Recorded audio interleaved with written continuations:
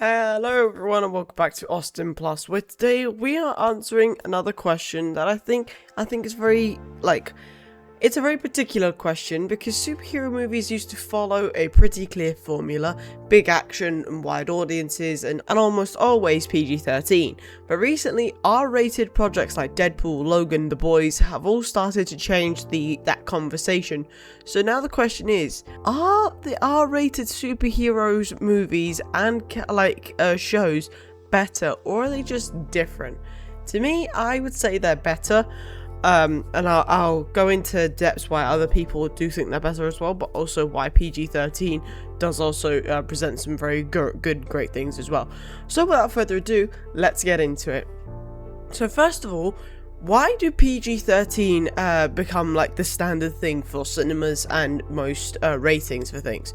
Because PG-13 became the standard for superhero movies because it offers the widest possible audience reach ever, allowing studios to target families, casual viewers, and international markets all at once. And it creates a balance where films can include action and stakes without becoming too extreme, making it the safest and most commercially effective approach to building large franchises with large popularity. Because if it's PG-13, then more people are going to watch it, like young audiences, and they can expose them to this franchise, making them grow up with it, which I do think is a good idea. It opens yourself up to more exposure, yes, and I think Marvel are good with doing that, especially when it comes to cinematic films, except for Deadpool and Wolverine, which it was rated R. But other than that, most of it is just PG-13. So what makes PG-13 superheroes do really well? PG-13 superhero stories work because they are accessible and consistent, blending action and humor, and the emotion in a way that appeals to the broader audience. This balance allows studios to build interconnected universes and maintain the tone that is easy for viewers to follow, which is a major reason why large franchises like the MCU have been so successful, as I've literally just said. DC is another one, and so same with Star Wars. Star Wars has never changed the way it is. It has always been PG, and I think they want to keep it that way. There's never any swearing in it.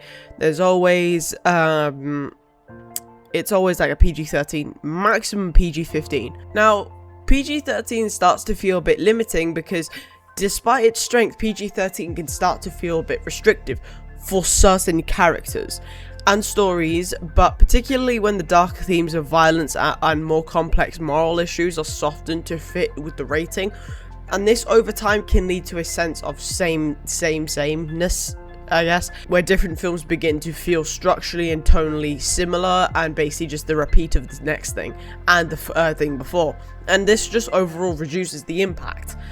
Yes, PG-13 does tend to get very repetitive, especially with things nowadays. That's why we are seeing a lot more R-rated shows and stuff now. So why does R-rated superhero stuff and shows and movies actually stand out? R-rated superhero projects really stand out because they remove many of those limitations that were once missing in PG-13 content, because it allows for more creative freedom, darker themes, and a tone that better matches certain characters, and this often results in stories that feel more intense, more personal, and sometimes authentic to the source material. Invincible and The Boys are a perfect example for that.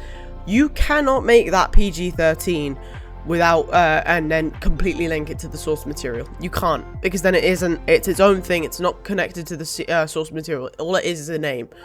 So I do think you have more accessibility with R-rated superheroes. You can add that darker theme, and I think that darker theme is very much needed.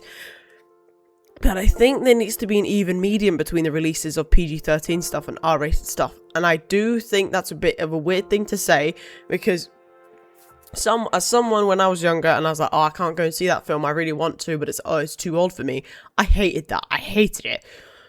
But now that I'm older and I am able to see them, but I understand it from both angles. But if you're trying to build a franchise like the MCU, recently they've gone down the darker route of stuff like Daredevil, like Punisher, like what was the other thing? Deadpool. You need to have R-rated stuff for that. R-rated stuff actually works the best because R-rated storytelling works best when the rating serves a clear purpose within the narrative, like the swearing and all the violence and stuff. Whether that's enhanced emotional weight, supporting a darker tone, or allowing a character's personality to fully come through, in these cases, the rating becomes a tool that strengthens the story rather than just a way to make it more extreme. However, in all of saying this, there has been times that I do think R-rated things have gone a bit too far. I'm more than willing to admit that. I thought the boys did make it go a bit too far to start with. It still can be at times. It's kind of weird. However, the R-rated content can lose its impact when it relies too heavily on the shock value, excessive violence, or edginess without substance. Because when the rating becomes the main attraction rather than the story itself, it can feel forced and ultimately just less meaningful. With the difference between PG-13 and R-rated superhero projects and superheroes, there is a difference between audience expectation and experience with both of them. Because PG-13 and R-rated superhero projects offer different viewing experiences, with PG-13 focusing on the accessibility and broad appeal, while R-rated stories tend to be more niche and riskier in their approach, but arguably more successful. Neither is inherently better. To me, I'd say R-rated is, but as they are designed to serve different audiences and storytelling goals, there is no definitive answer, not in the broader sense of things, because they all do have pros and cons. So, there begs a question with what I've just said, which is why isn't every superhero R-rated? Because they don't need to be. None of them do. If you have a darker tone, maybe make it R-rated, and you can delve deeper into that darker tone, because darker tones do sell more. That's a fact. But there's some characters like Superman, maybe Wonder Woman, like Batman, dark, R-rated, easy. With Superman, that doesn't need to be R-rated. It doesn't. Unless you're going after the absolute storylines in DC, it does not need to be R-rated. That's something for everyone. Because not every superhero benefits from a darker or mature tone, as many characters are defined by their optimisms, accessibility, and broader appeal. Because forcing an R rating onto every project risks undermining that certain heroes like work, especially from those who thrive in the lighter and more hopeful narratives. As I said, Superman.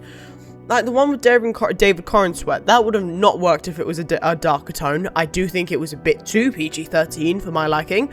But I do think he doesn't need to be a darker tone, as I said, unless you're going through the absolute stuff.